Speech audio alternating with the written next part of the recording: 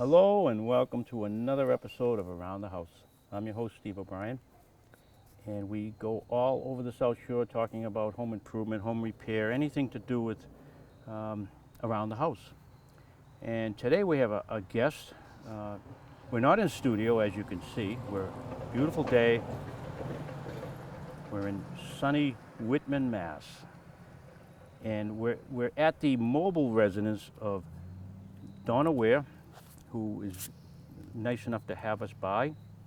And today we're going to take a tour and discuss a tiny home. A tiny home is a little small house, as you could probably tell by the sound of it, the name of it. And Dawnna has constructed this from scratch. And she's going to tell us what brought her to do this and how the process went and where she found a lot of her materials, which is very interesting, and I'm very interested in that. So, Dawnna, it's all yours. Thank you. Tell us how you came to build this beautiful structure behind us here, and how long it took, and what brought you to do that. Well, it's Mama D's Retro Tea. It's a tiny house that's becoming pretty well known now, as you can see on TV, like Tiny House Nation. When you say, Dawnna, Mama D's? Tiny Retro Tea. So that means retro tiny. Yeah, retro tiny house. We call it THOW. Okay. Is tiny house on wheels. Okay. One question that really I have to answer. You answer before I forget about it. But do you have an actual address where you can get mail? Or you have like a PO box? You get a PO box. PO box. Mm-hmm. And you don't pay property tax. I do not. No. I'm loving this already. But the advantages to the tiny house, tiny home, outweigh the disadvantages. Yeah, well, that all depends on who's looking at it. I mean, I don't judge anyone for living in a big house. The reasons for me living in a tiny house are my reasons. For someone living in a bigger house, that's their reasons. Mine are simply for economics. Plus my carbon footprint is a lot smaller. I'm a big tree hugger. I like all natural when at all possible. My tiny house is 100% self-sufficient, meaning that it runs off of rainwater catchment system. It has solar panels for power, and it has wood and coal heat. So when you catch the rainwater, Mm-hmm. you actually drink that, you bathe in it, shower in it? I bathe in it, I shower in it. If I boil it, then I can drink it afterwards. Because, I mean, you got to factor in acid rain, things like that, so you must, I assume you have some kind of filtration system for the water. I do. They're not up right now, but the gutters actually have, they're fully lined, and so there's a screening system in there, and it gets all the silt and everything out. And then as it goes down the downspout, it actually filters 4 times before it even hits the bucket. It's interesting you mention that, because I've never really looked into that system very, very much. But I remember many years ago I went to Bermuda, and they explained to us that there's a shortage of water in a lot of these islands, and they don't have the groundwater like we have, and they rely on the rain.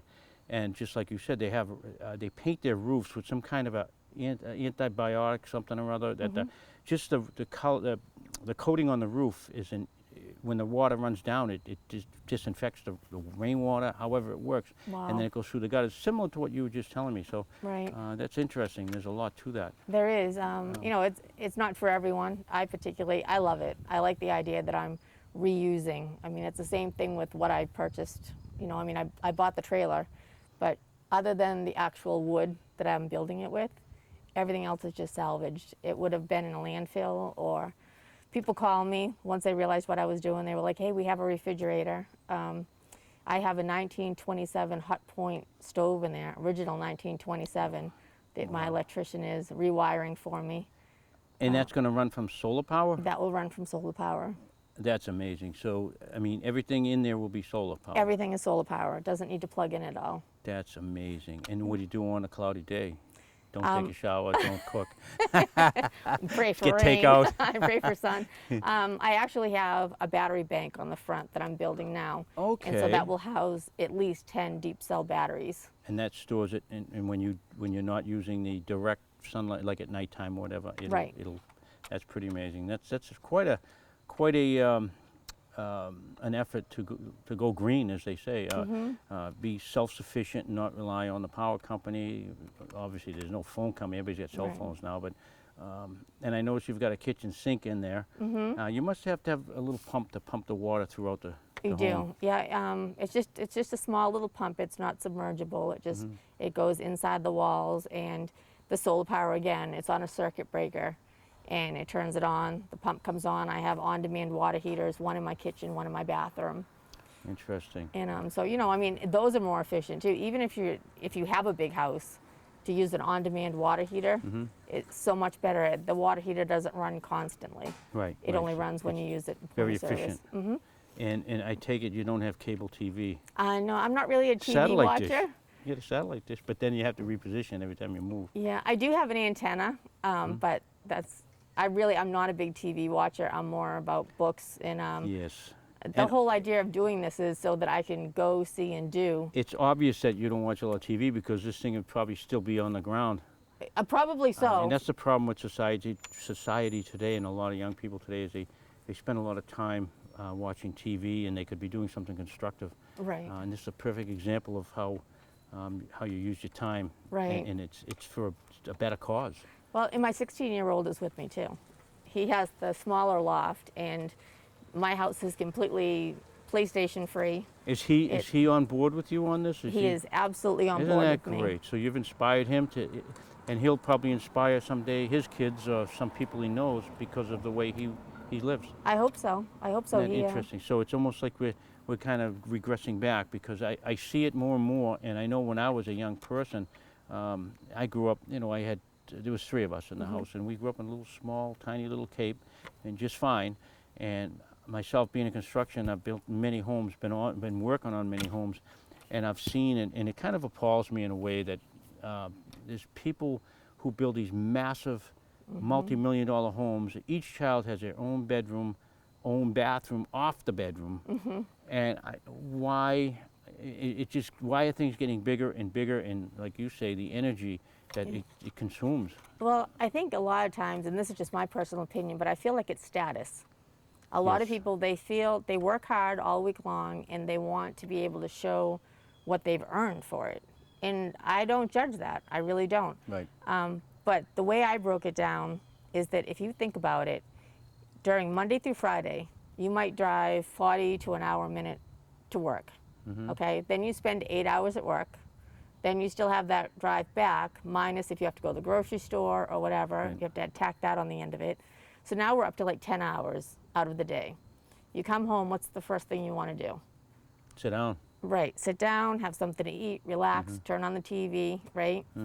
Nothing else. Maybe take a shower and go to bed, right? And then the next day, it's the same Off routine. again. Okay, now we get to Saturday. Saturday morning, you sleep in a little bit, and you Mow the realize how grass. high the grass has grown. And you're like, now I have to go and I have Mow to the mow the grass. grass. And Oh. your wife has to clean the house Yeah. because she hasn't had time to do it all week. That's right. And the reason why you're working is why again? So that you can maintain this house. That you're never in. Exactly. That's interesting. Exactly. Wow. So that's when you interesting. think about it in that respect, I think it makes sense to people. It helps people to realize why we go tiny. It's not saying that everyone should go tiny. I would never judge anyone for what they want to do. It's your decision. But when I look at it like that, the hours that I would spend at a hospital working, getting stressed out, coming home, being stressed out with my kids, or I could work a few hours, and then when my son gets off the bus, we go kayaking. Wonderful. And then we come home, we make a meal together in the kitchen. Then we play a game of cards, talk about the day. And then you hooked us up to the Toyota Corolla, and you're off to the country. How'd you right? know I used to drive a Corolla? No, I am gonna. There is one luxury item that I do need to buy. I'm trying to save up money for it. I've paid for everything out of pocket for this. No mortgage? No. Interesting. That's even better. So I'm trying to figure out how to raise money for a truck. I need to get a Dodge Ram 3500 diesel to pull her. She's between 16 and 18,000 pounds. And Wow. yeah, and so I want to do it. In my downsizing, I did drive a Toyota Corolla.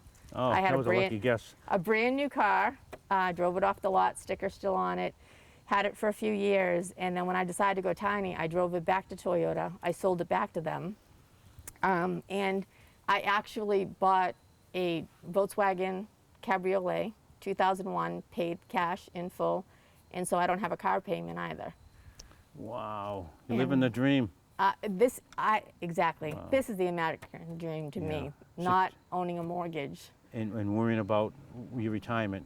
That initially is what started it. I got divorced 7 years ago, and won't get into it all, but I left with my 50% custody, and that was it, in my freedom. So in leaving, I was all caught up in just getting away.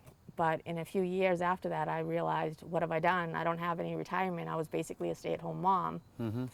So when I was looking to my future, I said, I'm going to be living in a van somewhere. You know, Yikes. I don't have anything, or Yikes. a nursing home that the state Yeah. takes care of me. And so all of a sudden, I came across tiny houses, and I said, that could be the answer to all my worries. And I decided I was going to make it happen. And you did. I did. And here it is. I did. And this is just, it's gonna, I've never actually walked through a tiny house. I've seen pictures of them. Mm-hmm. And they're actually, some of them are even smaller than this. Yes, most of them are. Yeah, and it's just, I've always been a little bit claustrophobic. I get nervous in an elevator.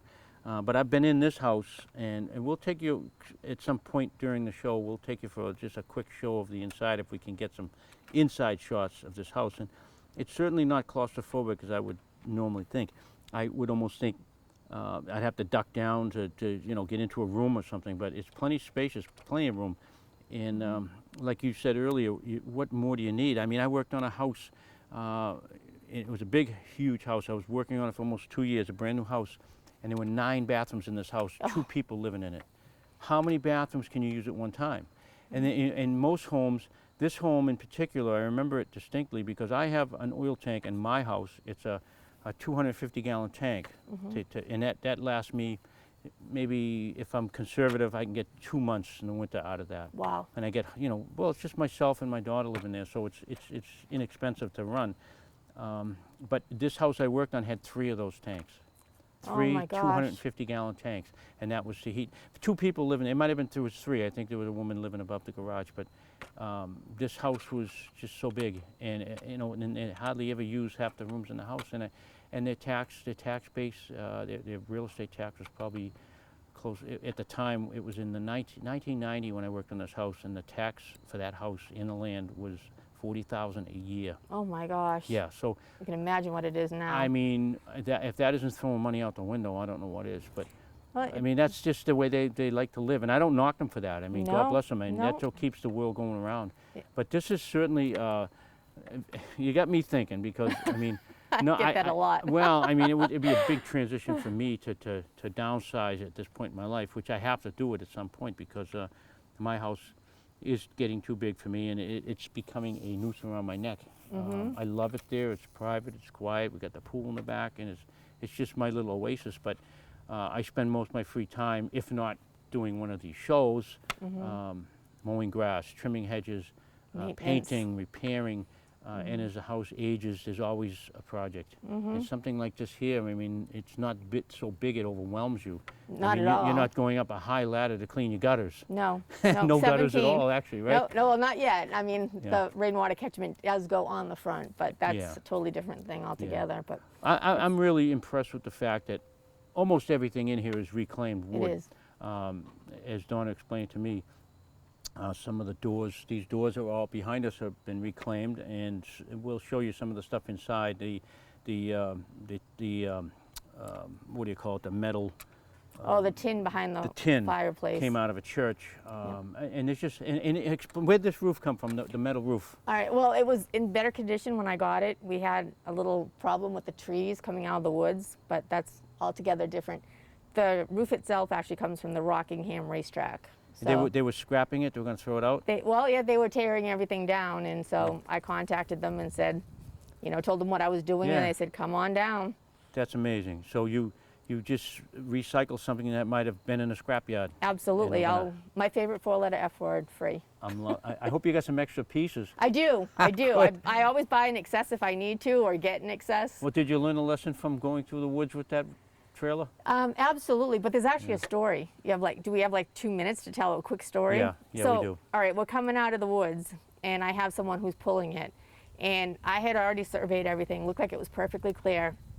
There was this one branch that was probably 6-8 inches in diameter around, and it stuck out just enough to clip my house. So we tried it a few times, and he was scared. He was like, I don't want to ruin your house and everything like that. And so finally someone said, well, I guess you'll just have to wait until November when everything is clear. And that's all I needed. So I looked at the driver and I said, this is my house, so I'm not going to hold you responsible. When I say gas it, I want you to go no matter what you hear, no matter what you think you see, until you're in the middle of the field. So I went up to a tree, I ratcheted it back, the branch, then I bear hugged it, and I told him, I gave him the signal go, and he went, and for about maybe 2 minutes there was a good tearing going on with the metal roof, and then it was clear, and I said, keep going until you hit pavement. Wow. Well, good call. You made it. You didn't get too badly damaged. Just No, that's nothing. couple of That's panels. nothing. Yeah. I'm not worried. Yeah. And that's one of the reasons why I don't have solar panels on the roof of my house. My solar panels all go out on cables. I went to a tiny house meeting once, and they were talking about solar, and they said, well, you know, your solar power panels go on your roof. You park in the sun, which charges your AC, which runs to keep you cool because you're parked in the sun. And the more I thought about it, I thought, that doesn't make any sense. Yeah, because that sun heats up the inside. So I said, well, what if I parked in the shade, had my solar panels on cables, lean to, and put them out in the sun? Portable, Then I yeah. don't need the AC, and then I can use the power for something else. There you go.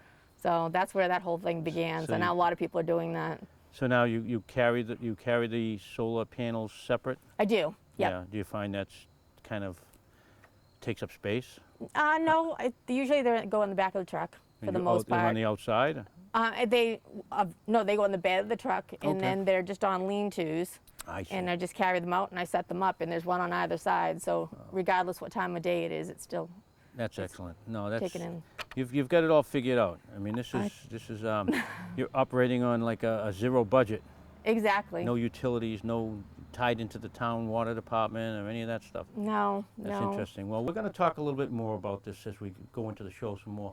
But after the break, we're going to come back and we'll do a little tour of this tiny house you see behind us here, and we'll kind of talk about some of the components of it and where you got them, and I really hope we can get some shots of the inside. We have to depends on the lighting if we got enough light to do it. But I really like to show the folks some of the stuff on the inside. It's pretty clever how Dawnna put the cabinets up, and there's a kitchen sink in there. It's just amazing. And I haven't even looked at it really good myself, but well, hopefully we can take you through some of this stuff, and we'll show you some of these clever little ideas that can really save you some money. So stay with us, and we'll be back in this next shot. We'll do that.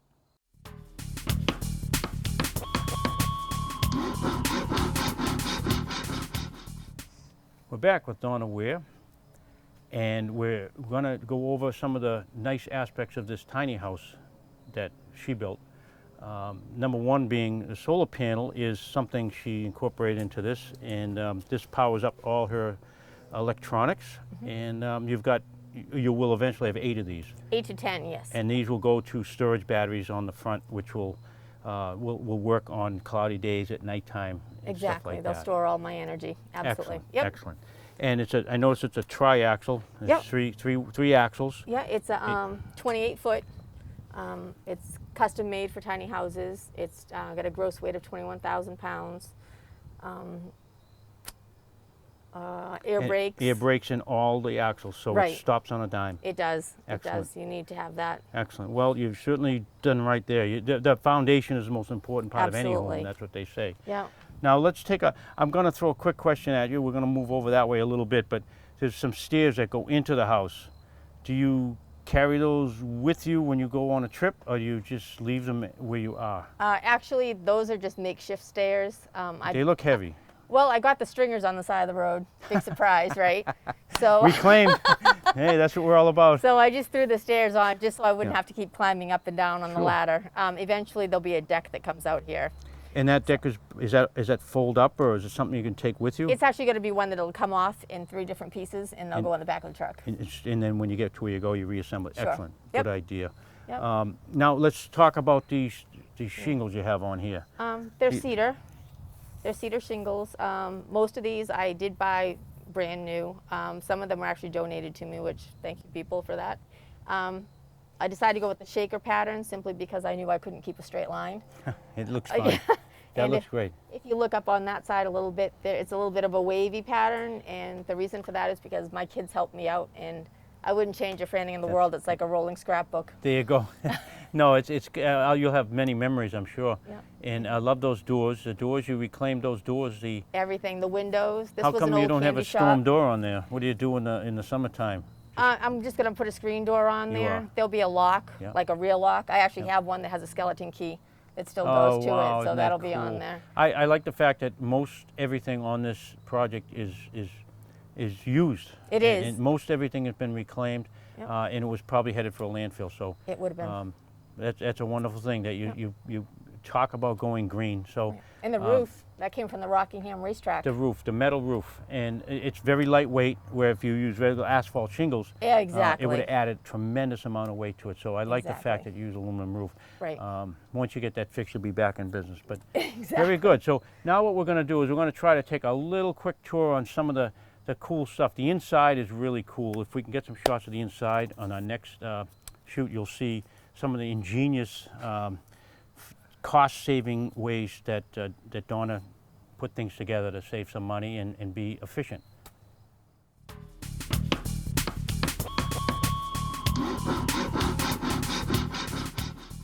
And we're now in the living room of Dawnna's tiny house, and this is plenty roomy for what you need to do. I like this feature here. This is like a couch, maybe a pull-out, and like Dawnna was explaining, I'll let her explain it, but this is multifunctional. So Yes. it's not only a couch, what else does it do? Well, like everything in a tiny house, it has to be dual purpose. So this is a couch. I actually used some reclaimed materials underneath. It's an old vanity, bathroom vanity with the drawers on the side. I built in the bookcases. And so this is like a chest. It lifts up. And then this top part, if you unfold it this way, there's a hinge, and it actually turns into a double bed. So you Nice. can fit 2 people here comfortably. Nice. It's very comfortable to sit on. I know I sat on it, and Very plush. it's very comfortable to sit on. So I could get comfortable there. So now we're going to kind of walk around the living room, and remember that this house is not complete on the inside yet. There's still some minor trim work that needs to be done. We're going to show you these. This is a staircase that Dawnna's still in the process of completing. Right, right. Does this lead up to the attic? It leads, actually, I wish I had an attic. Tiny house, no attic. It actually leads up to my 16-foot loft. That's the sleeping area. So each one of these cabinets is actually a storage area, so it opens up, and that way everything isn't so visually overwhelming. Everything is just stored in here, mostly my crafts and things like that. This used to be a base cabinet. It was actually a corner cabinet for up on the wall. And Oh my. It was on the side of the road. Side of the road, My and favorite shopping. you made it into steps. I decided to make it into stairs, so you Very can actually interesting. move that out of the way if you need more room. But the way you turned it, it utilizes the space by, Right. by turning that. And that's one of the doors you're going to put on the hinge. That's one of the doors I'm going to put on the hinge. Yep. Okay. I don't know if that'll stay, but. And anyway, And we're going to move from the living room. Well, we're still in the living room, but this Yeah. is a little wood stove that you acquired. And Right. again, you didn't buy this. You found it on the road or it was donated? yeah. Well, this one I did pay for this one, but Okay. it was in someone's garage and they didn't know what to do with it, so I said that I could utilize it. It's actually a Petite Godin. It's from 1918 and it's from Europe, and But I noticed you Oh, put okay. these tin panels behind it that you got from a church. yes, And that'll keep the heat from transferring to the wood. right. So you My don't catch a son fire. and I actually pulled that all out of the church. They were dismantling it in Manchester, New Hampshire. So Wow. we went up and we grabbed it, and brought it all down. And all you have to do now is put the stovepipe up through the roof. Right, and I've already done that. You've got before. the hole ready to go, I noticed. Yep. Right, Again, yep. it's work in progress. So Everything is a work in progress yep. right now. Yep. Well, I'm impressed with what I've seen you've done in a year. and the inside will be the fun part for you. Can't wait. Oh, I'm in awe just looking around. Now this is the kitchen, Yes, this is the kitchen. and I mean, salvaged these cabinets from an old doctor's office. There's upper cabinets too that go with it, but I use those for my solar bank outside. okay, The sink came from the side of the road. that's amazing. And you're going to have running water here Oh, right. by next year, Yeah. Well, actually, by next week. next week. Wow. And then the curtains, you'll see all the curtains in here and pillows are made from vintage tablecloths. So I sewed them all up myself because those were getting ready to be given away too. So, and this is my one of my favorite finds right here. This is a 1927 GE Hot Point electric stove. I gutted it. I took everything out, and my electrician friend is actually going to rewire this for me so it will run off of solar. And can you even get parts for this if you need parts? You can, but it's difficult. Thank goodness this one was 100%. They can't. I mean, They don't make appliances like they did years ago. They don't. This thing is how old? 1927. And it still works. And behind us, there's a bathroom, a full bathroom. There's a tub. I'll let Dawnna explain it better than myself because she knows more than I know what's in there. Dawnna, what do you got back there? It's very simple. It's a 4-foot clawfoot tub that I found. I'm only going to use it for a shower mostly. There's a vanity back there, and I just used an enamel pan for the sink. And the compost toilet is merely cedar shavings and a let's do this bucket basically with a pretty wrapper. Well, I really enjoyed seeing this firsthand, this tiny house. I'm going to be focusing on seeing more of these around because I've seen one and I've actually talked to the person that's built it and engineered it and designed everything about it. So let me thank you for having us out. Thank you for coming out. I enjoyed this. This is great. I enjoyed this. That's what I love about our show. There's anything's possible, Yep. and you've seen it here first. So thanks for joining us. You've been watching Around the House. I'm your host, Steve O'Brien. And thanks for those emails. Keep them coming. finisheddimensions@yahoo.com is my email address. And you can view my website, www.finisheddimensions.com. And we'll see you next time around the house.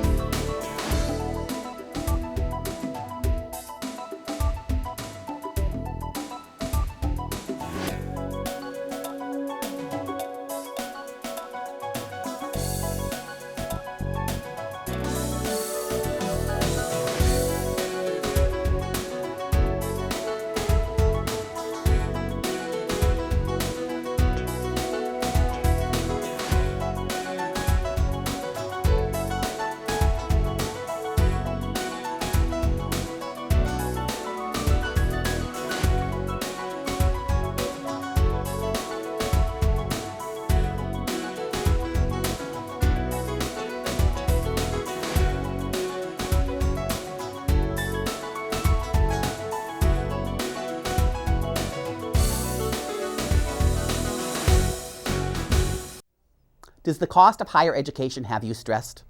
If so, that's understandable. College tuition and fees keep rising year after year. Is there help available? Yes, we can help. My name is Michael Ganchert, and I'm president of Whitman and Hanson Dollars for Scholars. DFS is a local nonprofit organization whose sole mission is to assist young people from Whitman and Hanson who wish to further their education. Each year, we raise and award scholarships. This year, our goal is $115,000. But we can't do it alone. We need your help. We need volunteers, both students and parents, and donors. If you would like to lend a hand, please visit our website. Any help would be greatly appreciated. So please, look for Dollars for Scholars because as our slogan says, college doesn't happen by chance. Thank you.